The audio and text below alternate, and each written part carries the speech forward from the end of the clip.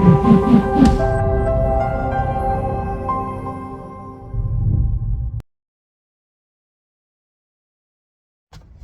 real estate nerds, this is Alex Yoder with Pro Tip Tuesday, my favorite day of the week, and today I want to talk about limited liability insurance packages, which I know is not a super exciting topic, and I'm not an expert on insurance, but I just want to talk about what a lot of landlords do to position their properties to ensure that if there's any tenant negligence which causes major damage to the rental property, there is coverage in place.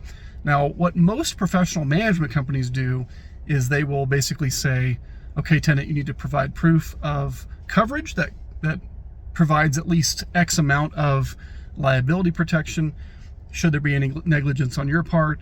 And if you don't have insurance that provides that level, or you don't have insurance at all, at a minimum, you're going to have to pay for this other program. And a lot of companies just use the insurance provider that's connected to their software.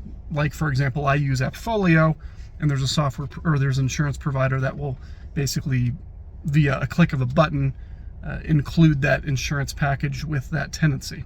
And another company that I'm a big fan of is a company called Second Nature, and they also will provide these programs independent of the actual software, but they will help you, particularly you PM companies, manage that. Because one of the big challenges is if the tenant's insurance policy that maybe initially qualified doesn't get renewed, or they cancel it, or whatever, it's a real big pain, a real big hassle to actually track that and make sure everything's in place and just deal with the logistics of, okay, you don't have it anymore, now you need to pay for my program, and just the nightmare of all of that. And the reason I'm a big fan of Second Nature is that they really, as a company, try to take off that pain, take away those pain points for their clients.